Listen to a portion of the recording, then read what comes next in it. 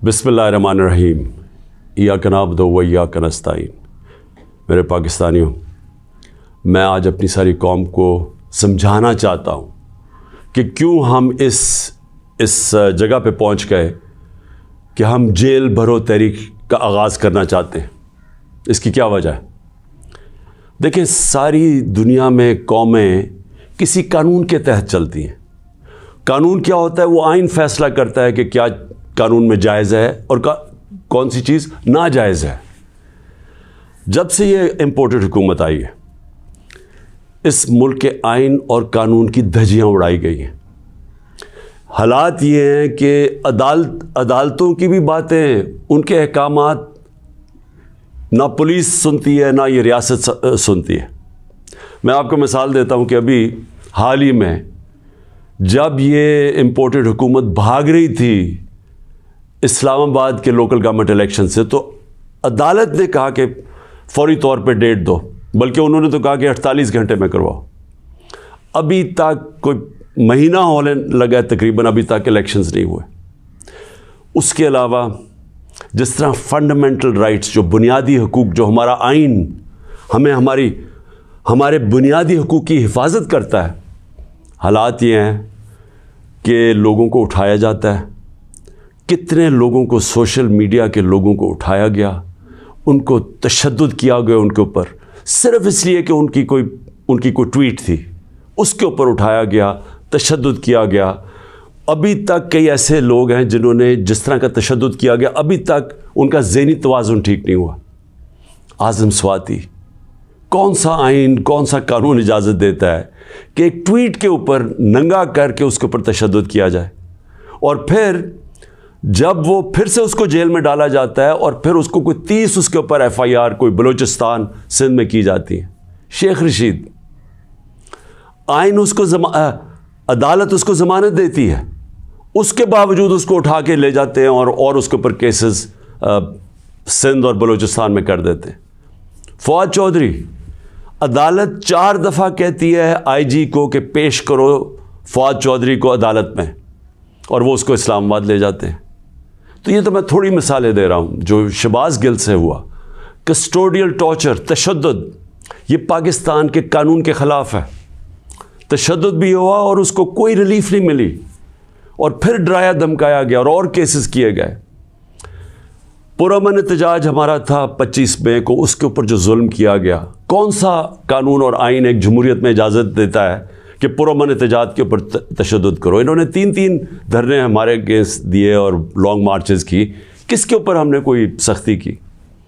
تو میں تو یہ تھوڑی سی مثالیں دے رہا ہوں آپ کو کہ ہمارا سارا جو ہمارے آئین اور قانون کے اوپر جو اعتماد ہے ہم اس قوم کا، وہ اٹھتا جا رہا ہے۔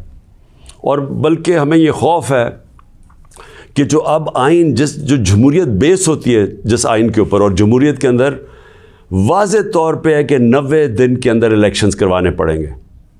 ہم نے اپنی 2 حکومتیں پنجاب اور سندھ میں کیوں گرائیں؟ گرائیں کیا ڈیزالو کی؟ خود کوئی ایسے نہیں کرتا۔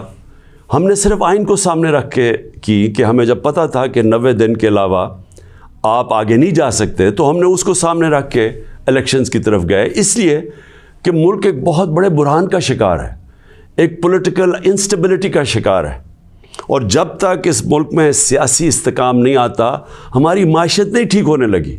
تو ہم نے قربانیاں دی 2 گورنمنٹس کی، جو تقریباً 66% پاکستان ہے، صرف اس لیے کہ آئین 90 دن میں الیکشن کرواتا ہے۔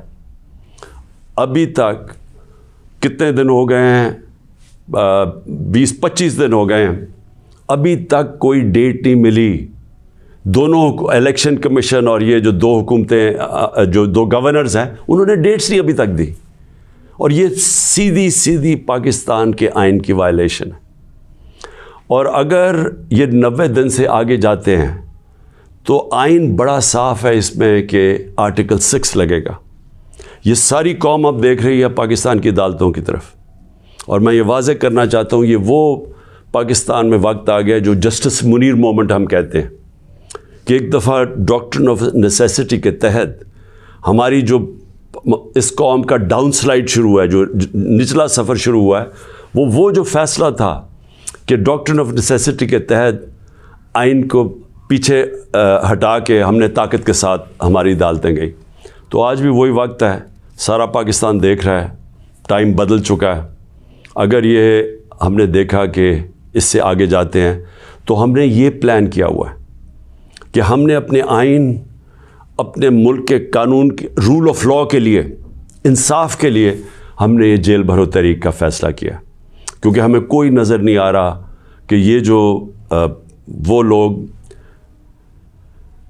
جن کی پر کرپشن کے کیسز, انٹرنیشنل انکشاف ہوتا ہے پینما کا, جس میں پتہ چلتا ہے کہ مریم نواز 4 مہنگے ترین لنڈن کی اپارٹمنٹس, جو کہ لنڈن کے سب سے مہنگے علاقے میں, اس پینما کے انکشاف میں پتہ چلتا ہے کہ اصل مالکہ ان کی مریم نواز تھی.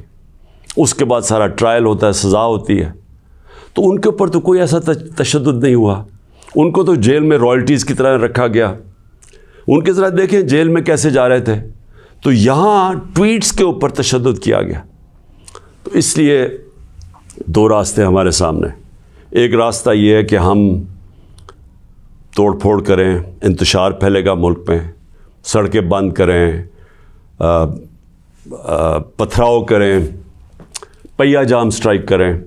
تو ملک کے تو آگے حالات وہ ہیں, پاکستان کی تاریخ میں معیشت ادھر تک نیچے نہیں پہنچی جو انہوں نے پہنچائی ہے, اور یہ ہم سب کو پتہ تھا ہونا ہی ہے. اور ہم نے جو اس وقت ان کے ہینڈلرز تھے ان کو واضح کر کے بتایا کہ اگر آپ نے سازش کر کے حکومت گرائی گئی, ان سے نہیں سنبھالی جائے گی, اور نہیں سنبھالی گئی. تو آج کبھی بھی اتنا بڑا اکنامک کرائسس نہیں آیا جو آج پاکستان میں ہے. کبھی عام لوگوں کی زندگی میں اس طرح کی مہنگائی نہیں آئی جو آج آئی ہے.